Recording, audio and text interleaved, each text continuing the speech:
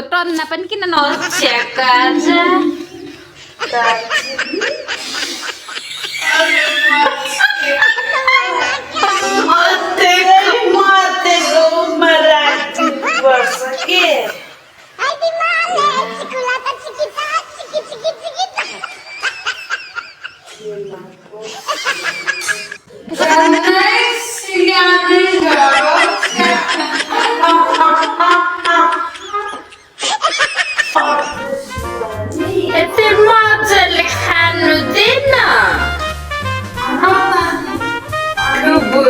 यति राति के आयो त यो दोक्रोमा।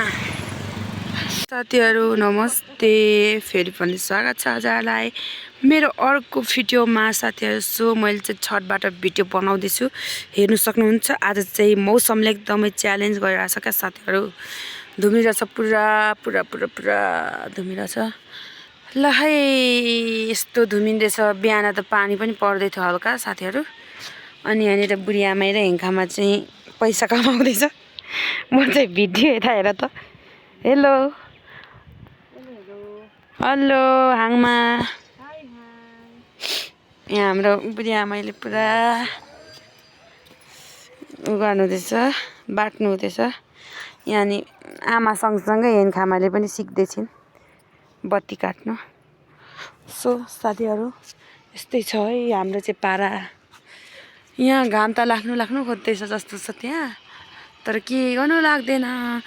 बिजोग छ यी 2-3वटा लुगाहरू खप्राएर बस्नु परिरहेछ। हामी चाहिँ जाडो छ। कता कता पानी पर्यो हो आज साथीहरू, कमेन्टमा भन्नु होला। मजा आइरहेछ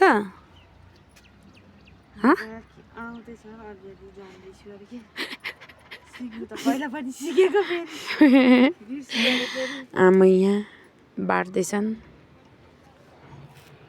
आज चाहिँ हामीलाई यहाँनिर मौसमले च्यालेन्ज दियो गाइस, थुक्पा पकाउनु लागेको हामी सही। यहाँ चाहिँ यसको उसिन्ने झोल हुँदैछ ततिन। यहाँनिर चाहिँ सुपको लागि गेडागुडी आलुहरू उसिन्दैछौँ। यहाँ थुक्पा। यहाँनिर चाहिँ जुना राईले पिस्नु हुँदैछ के पो मसला। यहाँ चाहिँ हाङमाले हाङ लसुन उकाउँदैछ। ए अदुवा सुनको भाउ त त्यस्तै हो। अब लसुन पिस्ने खाने कानतिर पनि अब झुन्डा हुन्छ होला नि।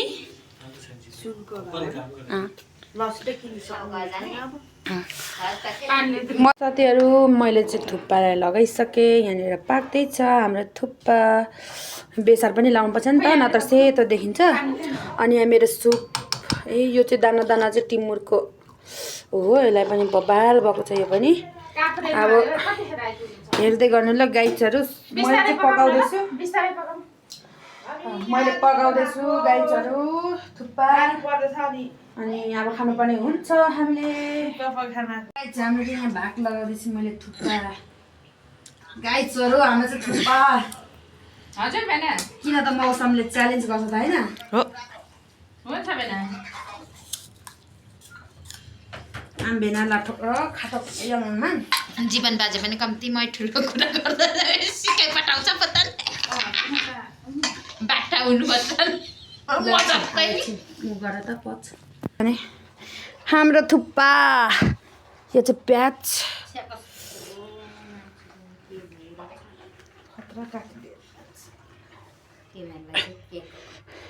हाम्रो यता दिदी चाहिँ ऊ डाइटिङवाला। हामी त खाने आज जाडो भयो नि त। हामी सबै डाइटिङवाला। कति पिर गर्दैछ भन्न। जाडोमा अनि जिउ तताउनुको लागि खाएको पानी पर्यो। च्यालेन्ज गर क्या नि।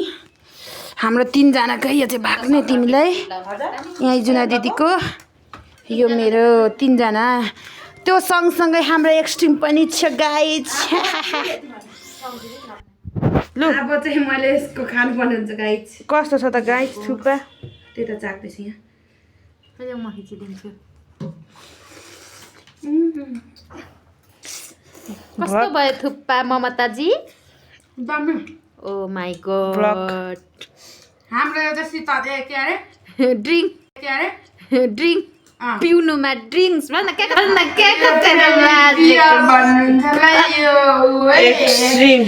खोल पनि देखाउँ विश्वास नहुन सक्छ अरे फेरि तँलाई के मनपर्छ चाउमिन भन्दैछ ल ए यहाँनिर राम्रो यता चाहिँ जुना राई हुनुहुन्छ टोनी देखाएको थाहा गजरक रक यो घर मैदाले देखाइदिनु भाँडाकुँडाहरू पनि यता चाहिँ ठुबु मिस यो के बात बनाएँ नि मैले उठेर हामी गोलो बसेर खाएको यो फेरि के अरे हाम्रो टन्ना पनि किन नछ्याएको आज मतेको उमा राखिदिनुपर्छ के ला केमा पो झन्नै सिगानै अझै खोर्सानी भयो नि ल यसरी म चाहिँ डाइटिङ गर्दैछु आजकल साथीहरू अनि यस्तो मैदा जन्ने चिज चाहिँ खाँदिनँ तर यो अब यस्तै हो मलाई यस्तै खानु मन लाग्दैछ आज धन्न मैले मटरहरू भिजाइदिएर पो यहाँ आउन कस्तो हो अर्दैछु त नि यति मजाले खानु दिएन आउन त नि ठुबुलाई त के ओ हाम्रो ब्याकग्राउन्ड चाहिँ तपाईँहरूले उ नगर्नु थुक्पाहरू मात्रै हेर्नु है गाइजहरू यस्तै हामी भुइँमै बसेर खान्छौँ कि प्रायः जस्तो ब्याकग्राउन्ड हाम्रो अहिले कोठा सानो छ यस्तै हो म मात्रै खतरा खिचिराखेको छु कति नसिका न मलाई मैले खिचेको भ्लग चाहिँ राम्रो हुन्छ क्या खास कस्तो भएछ हेन्खा माङमार्जी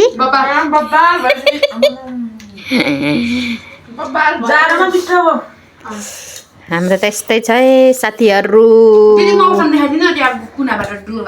ए मौसम त उता अँधेरो भइसक्यो तर आज त दिनभरि घाम नै लागेन पानी परेर हेर्न सक्नुहुन्छ हेर्नु हाम्रो त सानो पाल पनि छ है यहीँबाट हेर्नु मिल्छ सो अब त्यो ब्याकग्राउन्ड त नदेख्नु यिनीहरू खानु आत्तिएर के थुक्पा अचेल नयाँ ल्याएको अरे क्या हामीले कम्प्लेन गरिरहेको थियौँ माउहरू भएको माउ सरीको लु मात्रै फेरि गरिसकेको क्या किन कस्तो दामी आएको छ नि हजुर यो त चाउमिन खानु पनि दामी हुन्छ मोटो चाहिँ तिमीहरू करेन्ट मात्र खानुहुन्छ चाउमिन चाहिँ खानु पर्दैन करेन्ट भन्दा यस्तो थुक्पाको चाउमिन बनाइ खानु राम्रो दामी त गाइस मलाई त खासै करेन्ट मिठो लाग्दैन बरु मलाई चाउमिन पच गर यति राति के आयो त यो दोक्रोमा गाउँबाट अबलाई रुममा लगेर तपाईँलाई म देखाउँछु लगाइज यो दोक्रोमा के आयो हाम्रो आज यति राति 9 बजिसक्यो 9 बजी चाहिँ हाम्रो यहाँ के आयो त साथीहरू अब हेर्नुपर्ने हुन्छ यसलाई चाहिँ सामानहरू यो पहिलो बोरा गर्नु पनि खाने लु यहाँ चाहिँ खोल्दैछौँ है हामीले अब गाइज हेर्न पिठोको हालत पनि यस्तो छ ला रक्सी तानी जम्बु रहेछ त यो चाहिँ के हो दिदी गुन्द्रुकको आमामा ल यतिलाई अहिलेसम्म कुरेको हामीले यो चाहिँ कोदोको ढिँडो यसको पनि मुखबाङ आउनेछ मासुसँग एकदम मकैको चामल त पठाएन छ त सोध्नु त लु जम्बु रक्सी वा अर्ग्यानिक आयो आज गाइज अर्ग्यानिक मकैको चामल हामी त अहिलेसम्म यहीँ रुकेको गाइजहरू तर भने यहाँनिर हामीले चाहिँ शिवल तरुणको निगार भनेर सोचिरहेको थियौँ तर जम्बु बताउन आएछ यहाँ एक जम्बु म पो खाएर सुरु गरेर अब दिदीहरू लु एक जम्बु नै पठाइदिनु भएछ भेनाले ल कसरी खाइसक्नु अब यो होइन हौ यो त गुनादीले पठाइदिनु भएको अरे साथीहरू यो चाहिँ मलाई सोल्टीले अमला पनि दिनुभएको छ अमला ल फोनै फुट्यो सोल्टीको मायाले मलाई यहाँ अमला पनि दिनुभएको छ यहाँ अमला पनि दिनुभएको छ तर सोल्टी त बुढो सोल्टी है फेरि साथीहरू आमा यति आयो अहिलेसम्म कुर्दा है अहिलेसम्म कुर्दा साथीहरू के भनेको के पो आइदियो यहीँ तपाईँ म खानुपर्छ ल किन खाने अनि यो के गर्नु त नि